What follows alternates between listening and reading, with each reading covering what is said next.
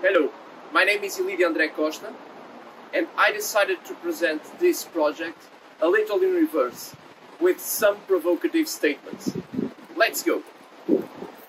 What if I told you that I'm going to present a project which tells us how to open science to audiences with low astronomy awareness? Or how to promote the flow of scientific knowledge and processes with lasting effects? Or even how to change the perception that astronomers, science communicators, and lay public have of each other? How to assess all these things? How to do it without funding or human resources? You are probably thinking, this is impossible. Well, I thought that too. But who am I? Let me introduce myself. This is only relevant because who I am allows you to understand the context of the project that I'm going to present.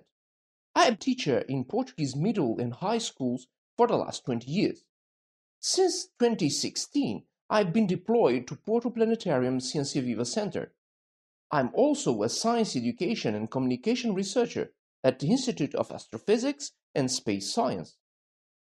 When I was teaching at my school, I used to look at charts like this with the number of scientific papers published in Portugal, or to charts like this other one with the same evolution but in NASA's Astrophysics Data System ADS, and I always wondered how much of these papers' content actually reaches non-specialized audiences. When does it reach those audiences? And even when something does reach these audiences, it's only the results. The problem is, if you only look to results, everything can be mistaken as a study. Therefore, we cannot distinguish science from false science, bad science, or fake news. But when I came to Porto Planetarium, I realized that there were other kinds of dilemmas. Researchers are constantly seeking funding, in large part for human resources. Science communicators struggle on how to better engage public with low awareness for astronomy. And then there are the amateur astronomers and other interested public who have the dilemma of how to be more involved with astronomy research and how much money they will need to do some training courses. So, in this boiling pot of dilemmas, CoAstro emerged. It is a citizen science project which puts unskilled audiences doing astronomy research. A condo which placed 5 astronomers, 4 science communicators, 9 primary school teachers, and 1 project mediator in the same shared space and pace, let me add, in the same tune, reaching almost 1,000 direct participants, and due to the multiplier effects of influences that schools allows, an indeterminate number of undirected ones, which we have no possibility of estimating. All of this without self-funding or self-human resources. But how was this done? Our first concern was participants' attitudes towards science, because we know that they are first conditioners for engagement with astronomy and be knowledge about this science. On the other hand, we use citizen science as an investigation technique, of course, but also as a science communication method, using the multiplier effect of influences that schools, their students, and teachers allows. We started by involving teachers in real astronomy research. Teachers could choose between the stars or planets projects. In the stars project, on one hand, teachers analyze standard stellar spectra to determine the composition of 57,000 stars.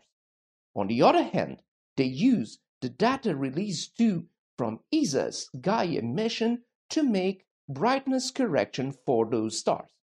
In the planets project, teachers began to learning how to code with Python to make a video of a planetary transit.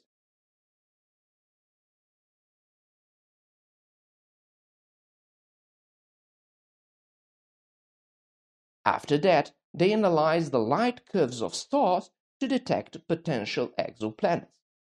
On a second stage, teachers assumed a central role on astronomy dissemination, both with the support of astronomers and science communicators.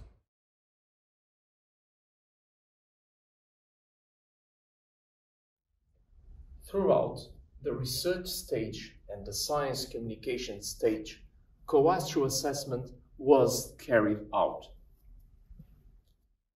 It was a qualitative research, a case study, for which we use interviews, surveys, participants' observation, and document analysis. But why did I say that CoAstro is a citizen science project with some particular features? Because of its participants' role. It is a citizen science with astronomers, lay public, but also with science communicators. A citizen science mediated by someone close and knowledgeable about the participants' professional context. To the usual virtual interactions, CoAstro added horizontal, face-to-face interactions, group and bilateral interactions.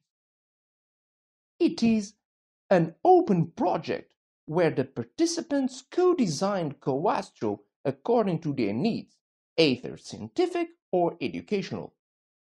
In the first stage, it was the astronomers' turn to design CoAstro, while in the second stage, it was the teachers that did it according to the needs of their school community. In terms of design, citizen science is seen also as a science communication method, a citizen science that throughout schools aims to reach audiences with low astronomy awareness, a citizen science which aims for engagement but also for awareness and understanding of science content and processes, a citizen science which promotes an open school.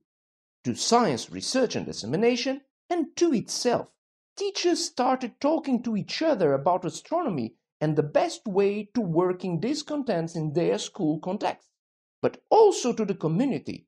These teachers and schools have come to be much more valued by their peers and their school communities. All of this tackling a common problem in schools, research and science communication, the lack of funding. These CoAstro special features in terms of roles and design led to outputs, like this paper, published in the monthly notice of the Royal Astronomical Society, but also educational and dissemination outputs. Participants not only learn more about the contents that work on scientific research, but also learn more about astronomy in general. We also saw changes in participants' attitudes and beliefs towards science, and also changes in participants' perceptions about each other, about science communication and science education. Some results. For teachers, we saw changes in attitudes and beliefs towards astronomy, gains in substantive and procedural knowledge, increase in the quality of scientific dissemination practices. For astronomers and science communicators, we saw CoAstro impact research and astronomy dissemination and the way of structuring them. CoAstro reinforced the perception about importance and purpose of science communication practices, and CoAstro promote new personal skills. In fact, with CoAstro we saw that citizen science is also an unparalleled method for science communications. Schools are suitable environments to spread with efficiency and agility scientific results and processes. Schools are means to reach audiences with low astronomy awareness and accomplish long-lasting effects. Its model can be used in other contexts and with other science. A final provocative statement to frame the discussion that we may undertake. CoAstro is the first citizen science project of this kind. Thank you so much, and I hope to see you soon at Porto Planetarium.